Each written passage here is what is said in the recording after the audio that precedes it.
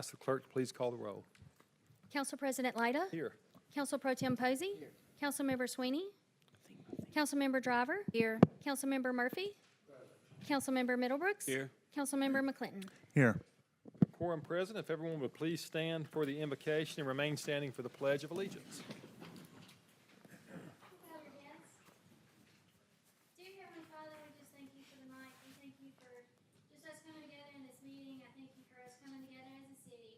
I thank you for watching over us, and I thank you for just blessing our city abundantly. And I thank you for the leaders' wisdom tonight as they vote on different matters. In the name of your Son, Jesus Christ, amen.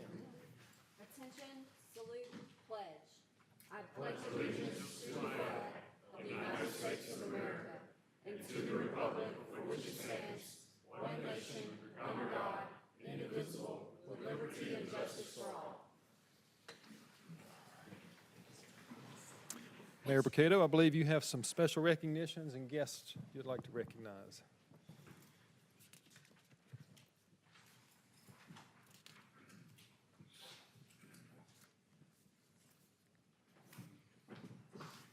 Thank you, Mr. President. I would like to recognize Betsy Fettner and Violet Chafich and Debbie King, if they would come up this evening. Good evening, ladies.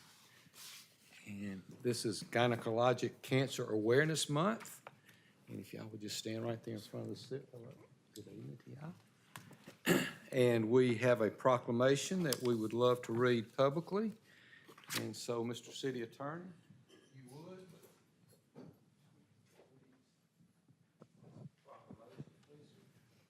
Whereas gynecologic cancers are among the leading cancer killers of women in the United States, more than 125,000 women will be diagnosed, and more than 33,000 women will die from these diseases this year, and the absence they leave in our hearts will be deeply felt forever. Whereas the Laura Crandall Brown Foundation and their State of Teal initiative brings awareness of all GYN cancers to the people throughout the state of Alabama, and whereas the good health and well-being of women in our state and the city of Hoover are enhanced by increased awareness of GYN cancers and their symptoms and treatments. And whereas it is also crucial that all women in our state and the city of Hoover take an active role in learning the symptoms and risk factors associated with GYN cancers, developing healthy habits, and undergoing regular medical examinations so that any occurrence of these diseases may be detected in their early and treatable stages. And whereas we reflect upon the memory of those lost to these diseases, the bravery of those currently battling these diagnoses, and the need for increased awareness, screening, and research so that the women of our state might be spared from them in the future, and encourage all citizens to work together to raise awareness of GYN cancers. Now, therefore, we, Frank V. Burkado, Mayor, and John B. Lyda, City Council President, and on behalf of the residents of the City of Hoover and the Hoover City Council, do hereby declare September 2025 as Gynecologic Cancer Awareness Month in Hoover, Alabama, and encourage all citizens to work together to raise awareness to GYN cancers and to commend this observance to all our citizens.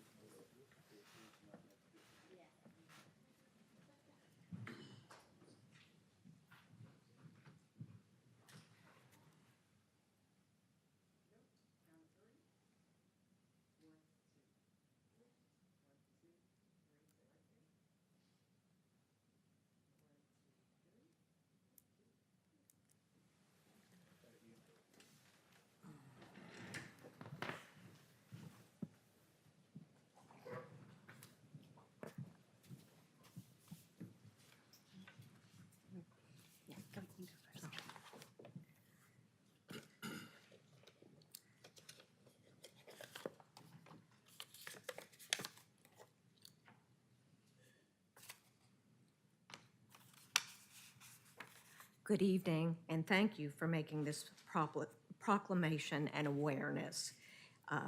And thank you for the awareness that it will bring to ovarian cancer and GYN cancers. I have battled ovarian cancer 3 times in the last 9 years, but by the grace of God, I'm still here.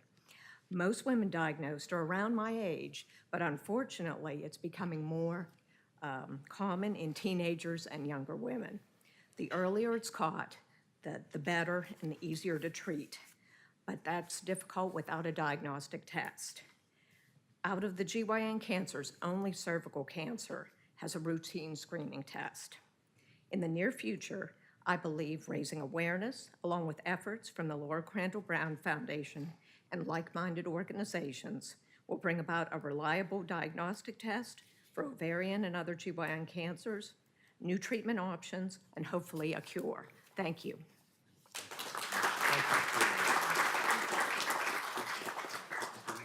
I just want to say one thing quickly.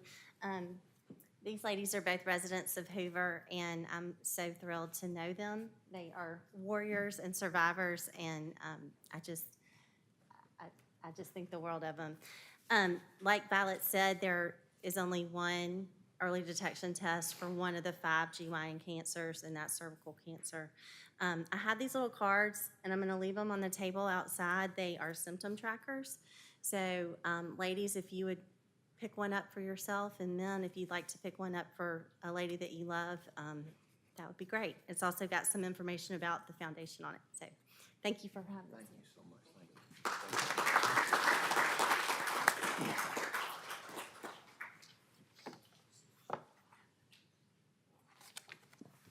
Oh.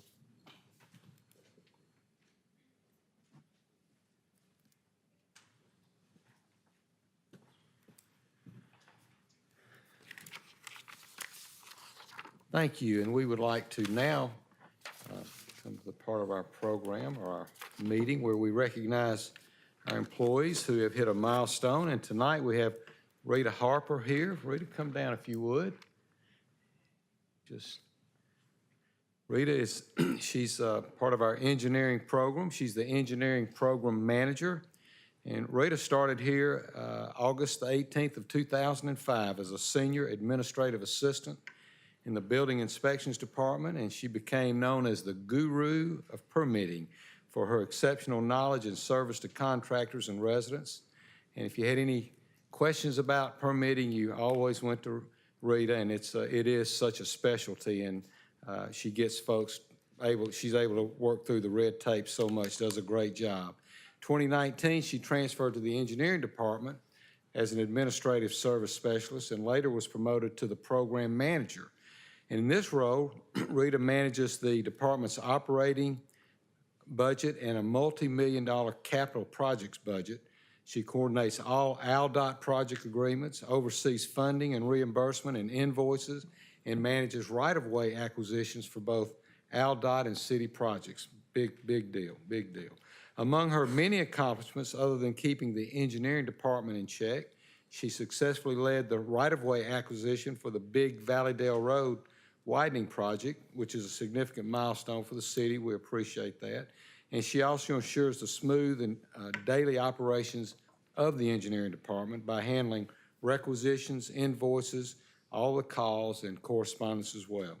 She's known for her dedication, just a strong work ethic. She's the first person to arrive at work and the last one to leave, and that's just kind of her motto and her work ethic. That's who she is, but she's very professional, someone so dependable that we depend on her tremendously, and we're so grateful that she has put in 20 years here and hope that she'll consider 20 more. Congratulations to you.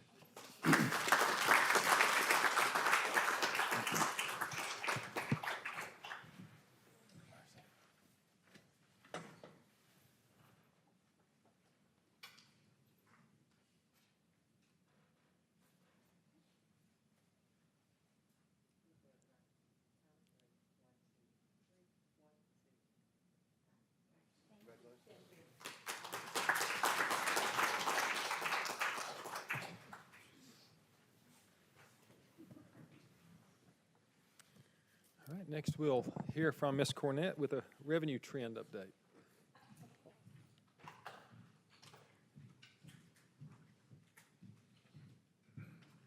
I have a couple of reports. Let's start with the 9-month financial report first. Not trying to insult anybody's eyesight. I enjoy those large pages and thought you might too.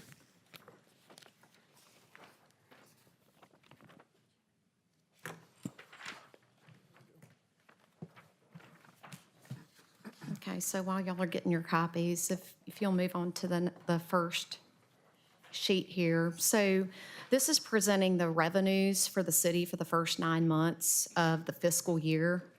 You can see that we have our revenues broken down by tax revenues and then other revenues.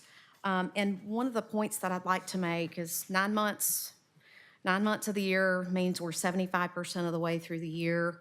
The $118 million that we have in tax revenues represents 83% of the budget that we had for tax revenues. So we're a little bit ahead of pace there. And if we go all the way down to the bottom line, the grand total of revenues of $146 million, that represents 85% of the budget in total revenues that we had planned for. So as we're looking at this report, remember we have our 4 major governmental funds with the general fund, and the budget for the general fund being on the first far left columns. The general fund, we remember, is what really pays for the primary operations of the city and ends up funding many of the other funds that we have in the city as well. So when we look across, and the next 2 columns are related to special revenues, we see that we have some revenues that have come in. When we look down the column and find the $2.8 million in charges for services, just in case you wondered what that was, that is the funding that comes in related to stormwater and drug testing. We also see $73 million related to grant contributions, and then the $166 million in the actual column under special revenues relates to our opioid settlements that the city has received. Under the capital projects columns, what we see is some intergovernmental revenue. The $133,000 represents reimbursements that we've received from the Alabama Department of Transportation. And then the $101,000 that you see down at the bottom also includes some reimbursements. There was a partnership that we did with the schools where we both shared the cost of replacing bleachers at the Met. And so that reimbursement was included there. Under the general obligation warrant bond fund, the last 2 columns on the sheet, you notice you just have one line item for income, and this relates to interest from our invested funds that have not yet been spent of those bond proceeds. So if you look at the next slide, there's a chart that represents, and that doesn't look very good. See if you can click that. What's that?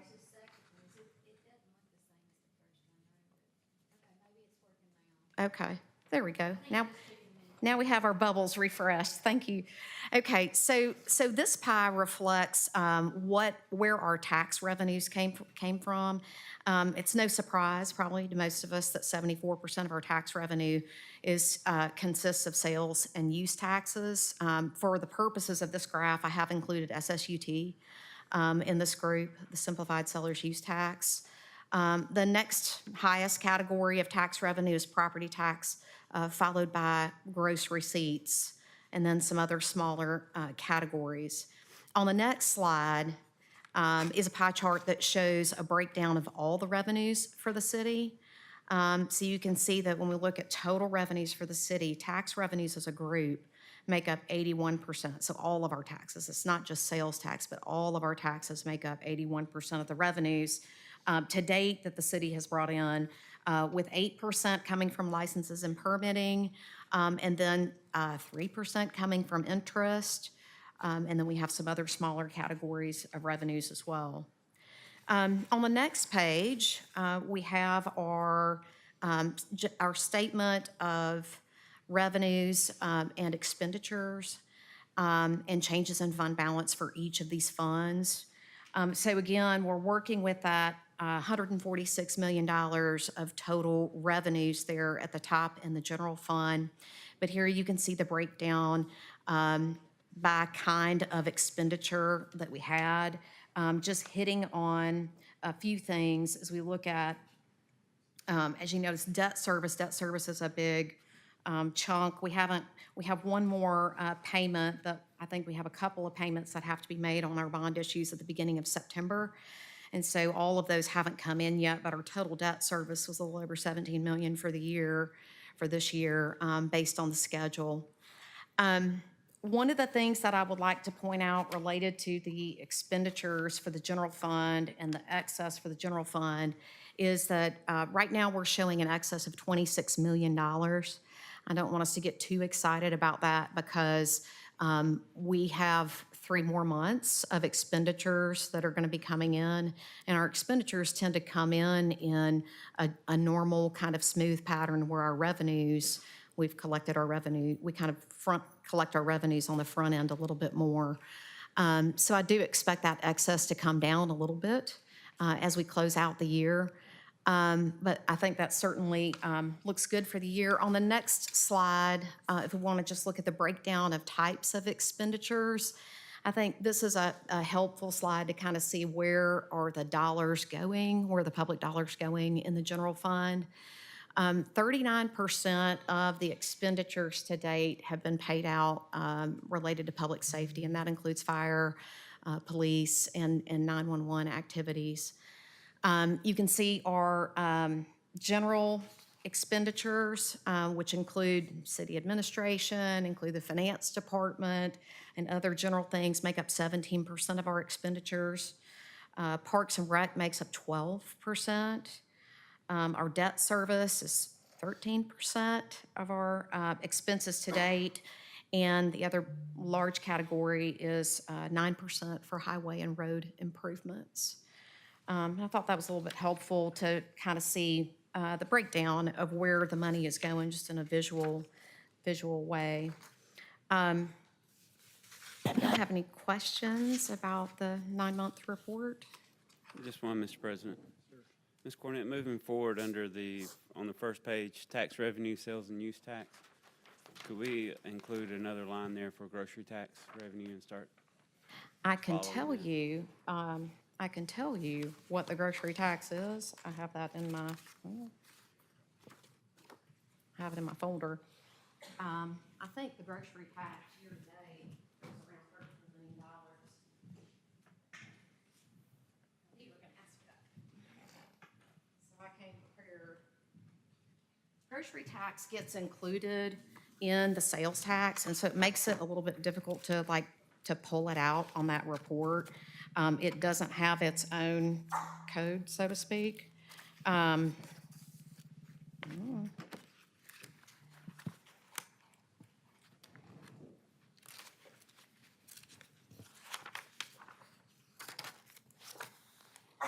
Got too many pieces of paper up here. Okay. So in my amount of over preparation, I do not have this stupid sheet that I meant to bring with me, but I can send you that breakdown so that you can have it. The number that you're going to send me, do we feel confident now that all the grocery stores are now in compliance with?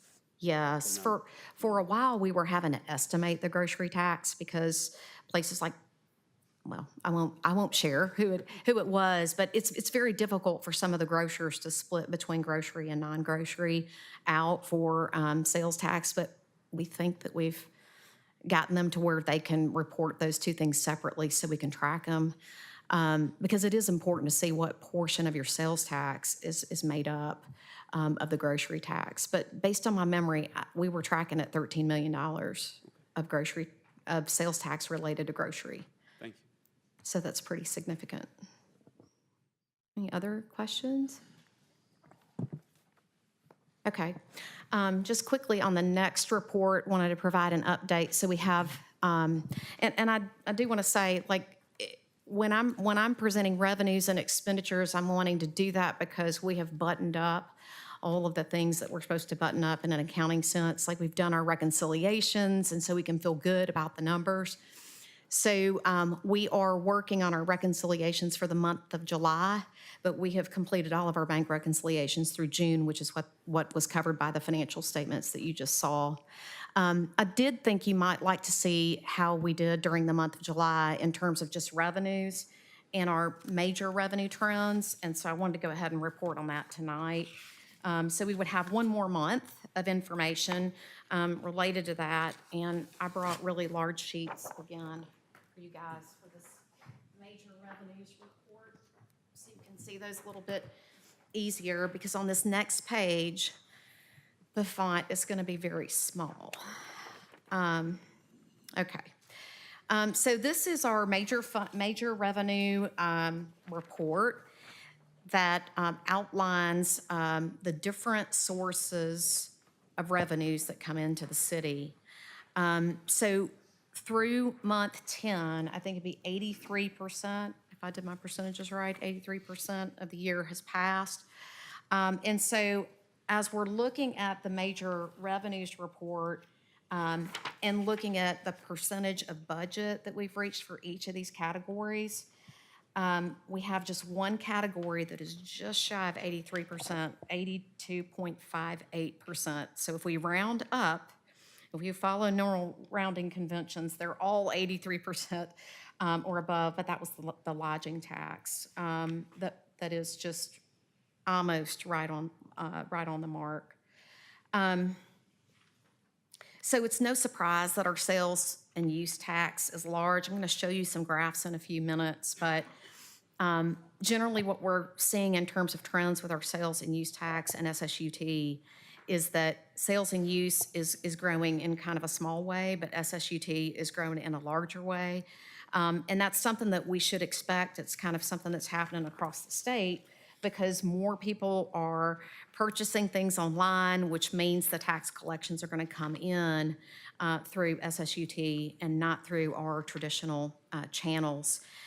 That's a challenge to cities because we're not collecting the same percentage that we normally collect. So for the city of Hoover, we have 3.5% tax that comes to the city if those sales are made in a brick and mortar store.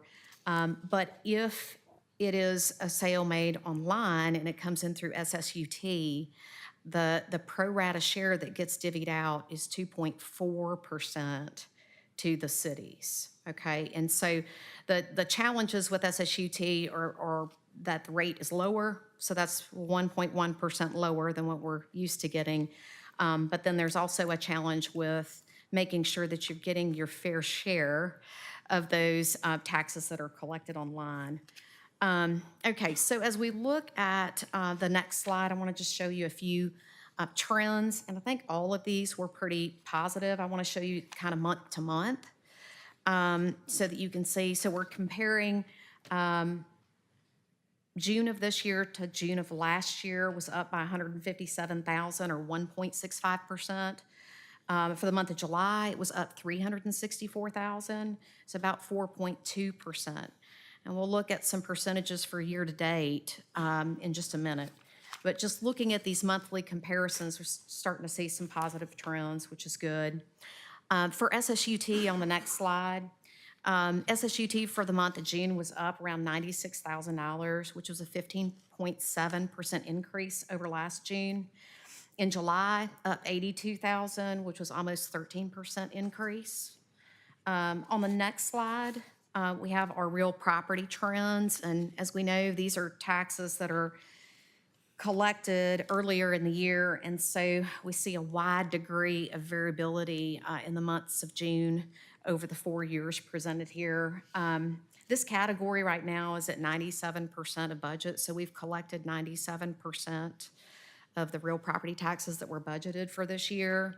On the next slide, for license and permits, again, kind of wacky, June to July. So we had a big increase in July, this July over last July, and then a decrease from this June to last June.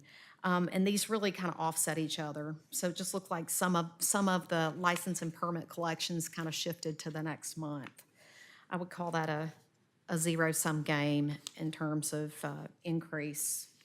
On the next slide, the gross receipts and franchise taxes. Again, we collect most of these dollars in January, February, and a little bit in March. Up to this point, we've collected 103% of what was budgeted. So we are, I guess, in the gravy, as they say, for this year. Hope we can collect some more of those for this year. The next slide begins our year-to-date trends. So this is really looking at, for the first 10 months of the fiscal year, how are we doing relative to the three prior years for that same period. So for sales and use and the first 10 months, we are up $3.2 million in 25 over 24 for the same period, which is a 3.67% increase. And I hope that holds. That's definitely stronger than what we were seeing earlier in the year. On the next slide, SSUT, you'll see also is in an increasing kind of mode.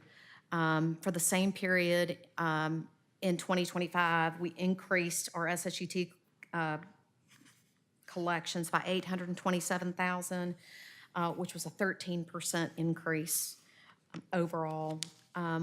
On the next slide, when we look at the real property taxes, and we do expect property taxes to go up because the property values go up over time.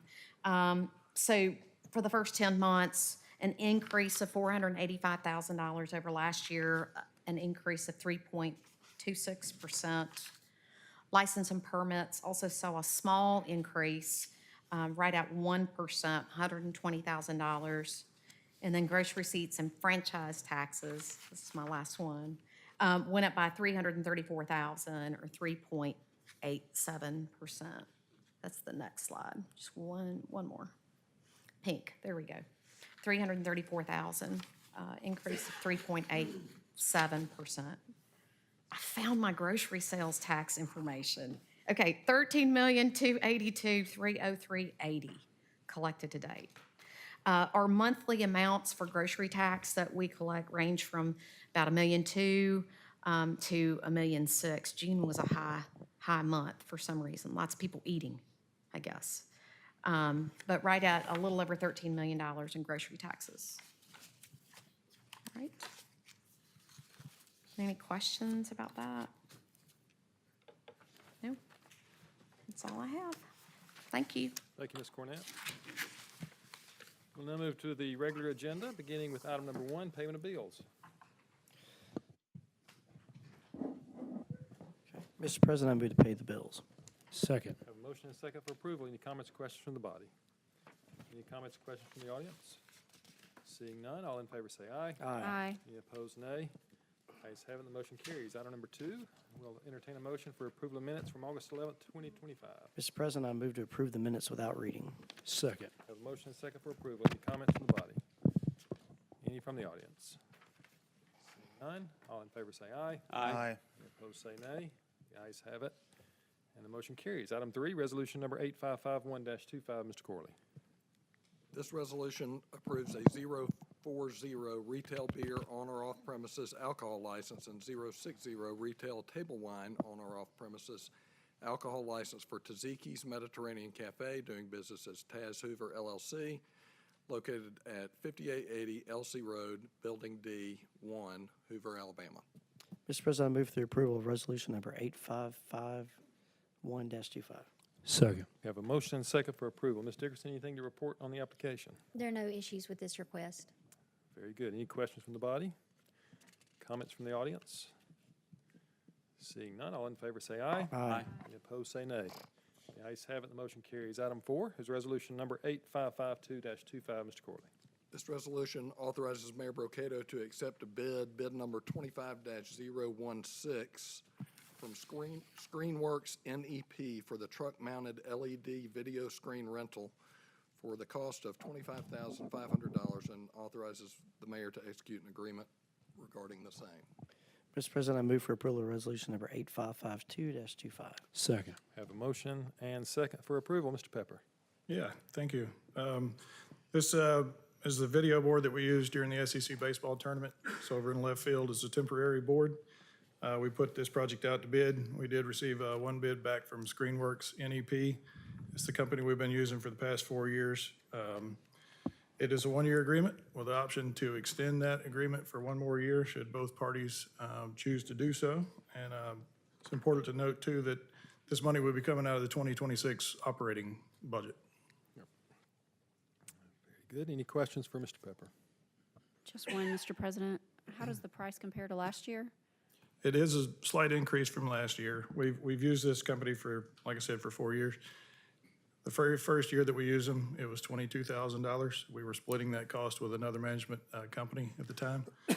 So up to $25,500 now. So it is a slight increase, but we still feel like it's a good price for what we get. And it also includes travel money and hotel money to stay for 2 technicians to be on site for the whole week as well. Okay. So And does the opportunity to extend the contract for a year keep it at the same price, or would there be a price increase? it would be at the same price. Okay, thank you. Any other comments or questions? Any comments from the public? Seeing none, all in favor say aye. Aye. Any opposed say nay. The ayes have it, and the motion carries. Item 5 is resolution number 8554-25, Mr. Corley. This resolution authorizes Mayor Brocato to execute a memorandum of understanding with the Jefferson County Emergency Management Agency and all related documents for the Shelter Jeffco Safer Places program. Mr. President, I move for approval of resolution number 8554-25. Second. I have a motion and a second. Ms. Ginn, are you here to speak about this item?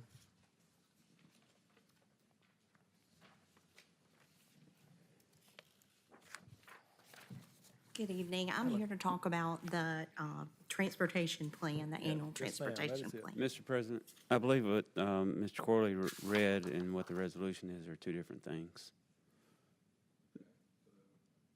It's the correct number. I believe the title is wrong. But yes, I'm here to talk about the annual transportation plan.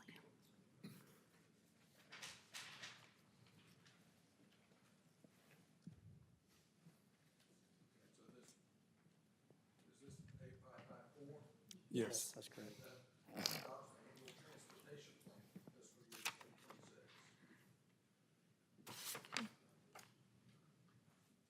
Very good. Ms. Ginn. Okay, this is just an annual thing that we do at the city for the fiscal year '26 House Bill 2 funds. With this money, we're going to resurface the portions of Shades Crest Road in the city of Hoover, east and west of the interstate. Very good. Any comments or questions from the body on this item? Any comments from the public regarding the resolution? Seeing none, all in favor say aye. Aye. Any opposed say nay. The ayes have it, motion carries. Thank you, ma'am. Item 6, resolution number 8555-25, Mr. Corley. This resolution authorizes Mayor Brocato to execute a joinder agreement with We Care TLC LLC and any documents necessary for such agreement. Mr. President, I move for approval of resolution number 8555-25. Second. We have a motion and second. Ms. Walker, would you like to come talk to us about this resolution, please? Sure. So as many of you are aware, One Medical provided medical clinical services to City of Hoover employees. Well, they were acquired recently by Amazon, and abruptly, Amazon decided to discontinue that contract. Fortunately, We Care has decided to honor that contract, and doing so will allow no interruption in services and benefits to its employees. Good deal. Any comments or questions for Ms. Walker? Any comments from the public on the resolution?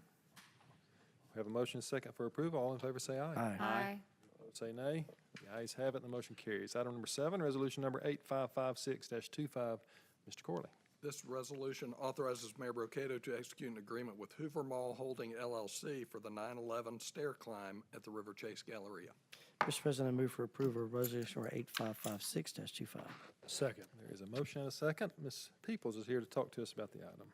Good evening. On Saturday, September 6th at 9 o'clock, the City of Hoover, specifically the Hoover Fire Department and Hoover Police Department, will hold their annual 9/11 Remembrance Ceremony and stair climb. So this is a facility use agreement with the Galleria to do those that morning. Very good. Always a great annual event. Any comments or questions from the body? Any comments from the public? Very good. A motion and second is on the floor. All in favor say aye. Aye. Any opposed say nay. The ayes have it, and the motion carries. Item number 8, resolution number 8557-25, Mr. Corley. This resolution authorizes Mayor Brocato to accept a bid number 25-012 from MJ Harris Construction Services LLC for the NCFI renovation and expansion project in the amount of $21,309,748 and authorizes Mayor Brocato to execute an agreement reflecting the same. Mr. President, I move for approval of resolution number 8557-25. Second. Have a motion and second for approval. Mr. Grimes. City Council, thank you. This is an exciting topic with our NCFI, National Computer Forensic Institute project. We've got our team, which I'll introduce in just a second, but they came to Hoover in 2007, roughly, in the Public Safety Center, not long after the Public Safety Center was bought, and began to grow from there. There have been a variety of expansions on the second floor there that we've had, including additional classrooms and some other facilities that we've built along the way. We've had a great partner with Shelby County along the way with these expansions as well. And so, as you all are aware, we applied for, and through Mayor Brocato's office and you as the City Council, successfully achieved a Department of Homeland Security grant in the amount of $21.85 million. And so that is part of the Department of Homeland Security, and so it's going to allow some expansion, which I'll let them tell you about. So we have with us tonight Special Agent in Charge Donald Witham, Bill Lindsay from NCFI, and so then we have Hannah Burns representing Turner Batson, the architect.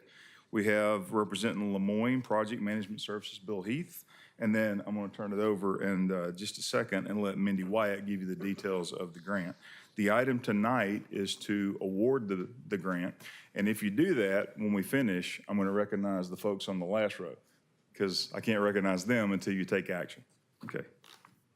Come on, tell us about the Institute. Good evening. I just want to take a few moments, just tell you a little bit about the Institute. For those that haven't come over there, since its inception and since we started training students, judges, prosecutors there since 2008, we've brought through approximately 30,000 students.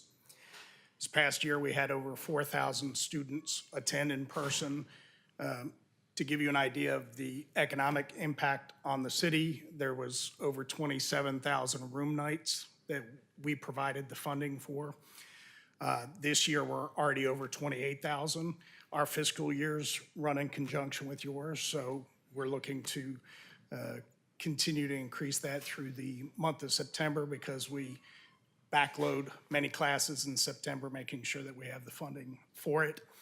I'd be remiss if I didn't tell you some of the success stories. I'll touch upon one recent canine class that came through. We've started providing canines to officers from around the country, and they go out on searches for child exploitation. They go out on any type of electronic search because they're trained to actually detect the chemicals that are in memory devices. One such case, recently there was a stalking victim in the state of California, and the canine was asked to come and search the person's car because the person was continually being stalked and they always knew where the person was going to be. When the dog sat on the bumper, the officer politely told him, "You need to take the bumper off." They found the tracking device that was being used to track that stalking victim. I think it's important because it's similar to our child exploitations where you can't even compute what it's like to keep a victim alive that may not have been alive. So I give you that just to say that the impact is, it's something we can't put a number on when you're talking about the lives of children and the lives of people that are being stalked. The goal in this expansion is to increase that number from approximately 4,000 to 8,000. So in addition to the room nights I spoke about, we give people per diem and give them over $2.5 million we've given them to spend on meals in the area, which I'm sure helps towards those taxes that you we're just speaking about. And if we double those numbers, I anticipate those numbers to be approximately double about 4 or 5 years from now if this expansion's approved. And I'll be happy to stay for questions. Thank you very much. We're going to invite Hannah Burns from Turner Batson to show you some renderings of what we'll be doing and building. Good evening, everyone. As Ken and Dawn stated, the partnership with NCFI and Hoover is a long-standing partnership, and Turner Batson as a firm has worked for over 10 years with these two to just develop the facilities that are here in the city of Hoover. So if we can go to the next slide. So this is the Hoover Public Safety Building as it currently stands. As you can see labeled, you can see Valleydale Road on the south, Highway 31 on the side. And then if you look towards the top of the screen, you can see the existing Sally Port, the jail entrance, and the court's parking. If you'll go to the next slide. So this is the proposed NCFI addition. So as we stated, we've worked with NCFI and Hoover for several years on this expansion, and this expansion provides them more space for an auditorium and classrooms, but it's outside of the current Hoover Public Safety Building. So your courts remain the same, the jail can still function, but this is happening in the parking lot directly outside of the courts. If you'll go to the next slide. So this is an exterior rendering of that addition. You can see to the left of the screen, that's the existing Hoover Public Safety Building. We've celebrated NCFI with their logo, as well as trying to tie back into the existing architecture that's already present on the site. Next slide, yes. So again, when you enter the site, you know there's some grade change. So this is just coming in off of Valleydale Road. You can see over that hill the facilities with that Hoover Public Safety Building in the background. And then if you look behind that tree, that's where they currently drop off their students. But in this image, you can see that there's actually a new bus drive that will provide their students and visitors to come in through their own entrance. Next slide. So this is as you enter into that space. The glass behind the seating is all new office space to give NCFI space for, I'm sure, the new employees that will be needed to train up these students. There's an auditorium, a grand stair, and then if you walk up the grand stair past all of those offices, that takes you into the existing second story of the Hoover Public Safety Building, where we are proposing renovations to that space for some training rooms. Thank you. So this is the auditorium. It seats 250 students. This allows them to teach students in one room where they currently have to go into multiple rooms and do the same thing. I think it's an onboarding space for them, and it's an asset for their current curriculum. So like I said, once you enter into that main lobby space, when you go up that stair, you enter into the existing Hoover Public Safety Building. So this is entering into the space that's already on site with renovations that provide training rooms on the left. And then there's support spaces like vending, dining, the auditorium, and then also some smaller training rooms for group training. And then this is just an example of a training room. All the students will have a training room to report to, and this is one of them. And then this is just an estimated project schedule. If we do start in August, it's just a proposed schedule.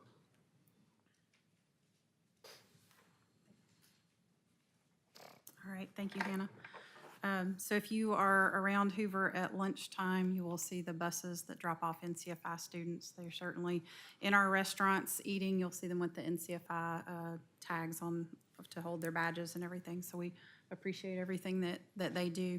We're pleased to be a part of this project. The scope of the project includes 3 35-person classrooms, a 250-seat instructional auditorium that you saw, 20 administrative office spaces, common spaces and facilities to include some dining spaces and places to gather, and then renovations to the existing spaces as needed.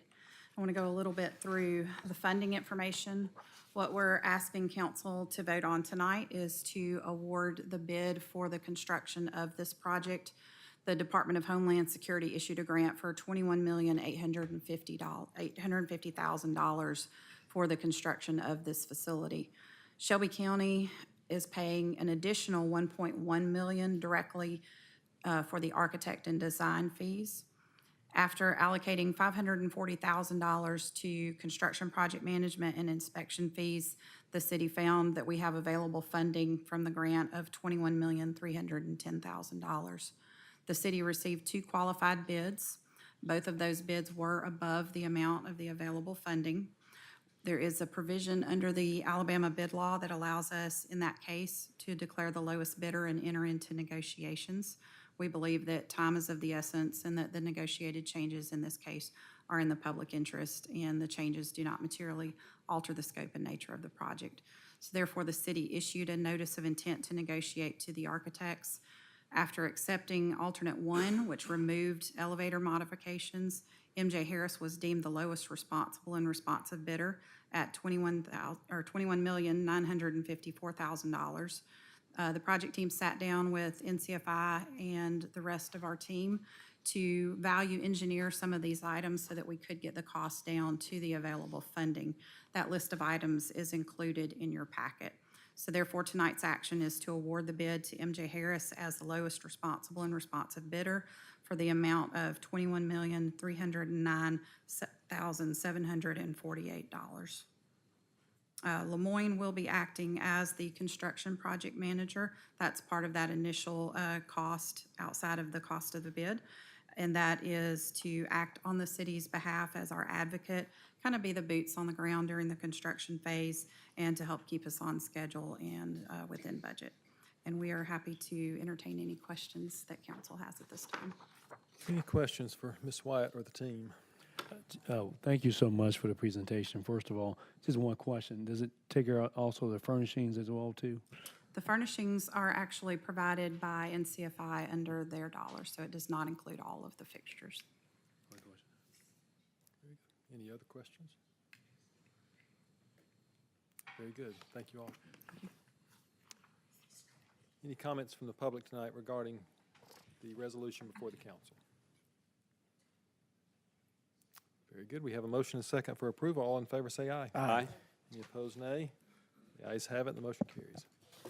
Thank you for that approval. At this time, I'd like to recognize on the back row, if you'll raise your hands, the team from MJ Harris. I got Parker Hall, Rob Harris, David Abbott, and Becky Furman. Thank you, guys. Thank you all. We'll now have 3 first readings. Items 9, 10, and 11 will not be voted on by the body tonight, but will be read a second time at our next meeting. We'll begin with item number 9, resolution number 8548-25. Mr. Corley. This resolution authorizes abatement of a weed or other vegetation nuisance at 2263 Partridge Lane, Hoover, Alabama. A public hearing will be held on September 8th, 2025. Mr. Martin. Yes, as of right now, we still have a nuisance occurring at this site. We will be back with an update at the second reading. Very good. Item 10, resolution number 8549-25. Mr. Corley. Resolution authorizes abatement of a weed or other vegetation nuisance at 2874 Wisteria Drive, Hoover, Alabama. Public hearing will be held on September 8th, 2025. As of right now, there is a nuisance on the site. We will be back for an update at the second reading. And item 11, resolution number 8550-25. Mr. Corley. This resolution authorizes abatement of a weed or other vegetation nuisance at 3501 Laurel View Lane, Hoover, Alabama. A public hearing will be held on September 8th, 2025. A bit of good news on this one. This can actually be removed from the agenda for the second reading. Our code enforcement officer went by the site today and found it cut to their satisfaction. That's great news. Thank you, Mr. Martin. We will plan on removing that from the agenda for the next time. That brings us to the end of our regular agenda. I'd begin with council comments and wish Miss Emma Terry, who is the reigning Miss Alabama and former Miss Hoover. She will be making her way to Orlando next week for the Miss America competition. That will be held September 2nd through the 7th in Orlando with former Miss Hoover, current Miss America, Abby Stockard, crowning her the new Miss America. We certainly rooting for Miss Alabama to make it 2 in a row. I know we'll all be tuned in watching that and rooting her on. Any other comments from the body? Yes, Mr. President. Yes, sir. I want to thank Wendy for an election is a big undertaking. And you and all the volunteers you've trained, they make that election happen. Been through a couple of them myself, and I think that goes unnoticed, that people realize how much work goes into that. You mentioned you had to step outside. You're working 24/7 on this thing, and it's tomorrow, and after tomorrow night, we'll have results, and maybe you can take some time off after that. I'd also like to wish everybody running good luck, all of you in the back.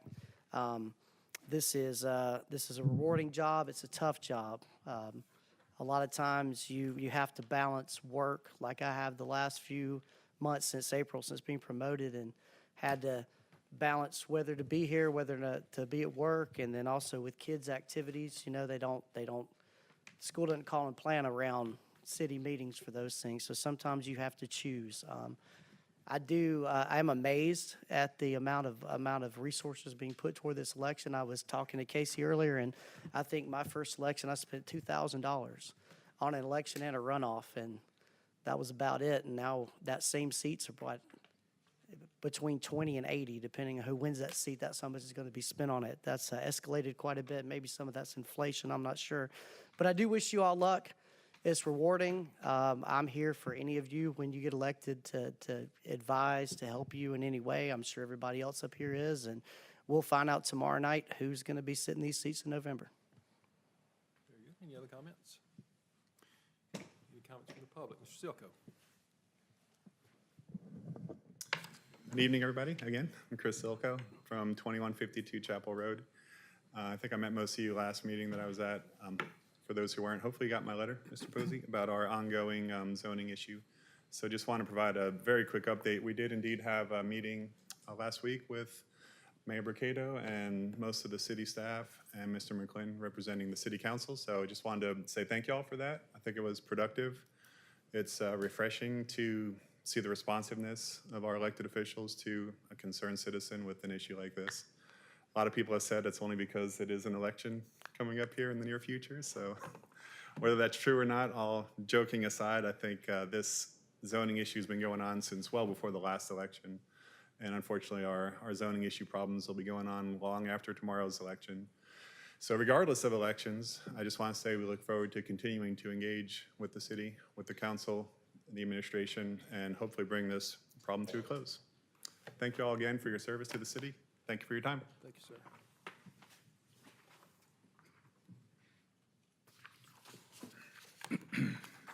Matthew Winther, 5481 Scout Creek Drive. I graduated from Irwin High School on the north side of town longer ago than I would like to admit. I've had family and friends in Hoover for as long as I can remember. I even managed to make it to a Hoover prom back in the 90s. I moved to Arizona for college, found my wife, started a family, and founded and sold a decade-old technology company.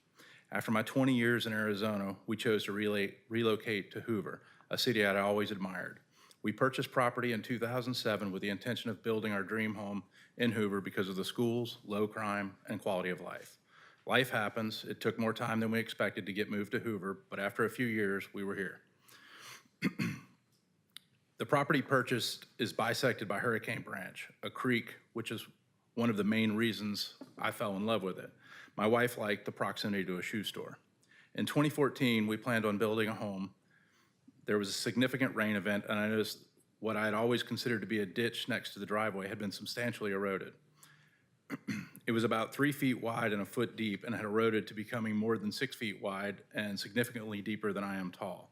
At this point, we had owned the property for 7 years and nothing similar had happened. I had a representative from a local engineering company out to the property for surveying related activities. He asked what was going on next to the driveway. I explained I had no idea, but this had recently happened. He suggested I figure out what was going on and that I needed a hydrologist. I asked, what's a hydrologist? Later, I investigated by following the water path next to the driveway upstream, which I later learned was an ephemeral stream. I discovered a land clearing operation with an enormous concrete pipe so large I could walk into it, set up to discharge into the small ephemeral stream next to the driveway.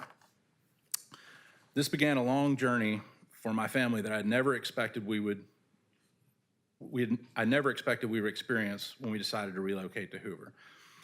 I went to Hoover, talked to the city engineer, met with a developer, hired experts, hired lawyers. Eventually, we filed a lawsuit against United States Steel, the developer of the preserve.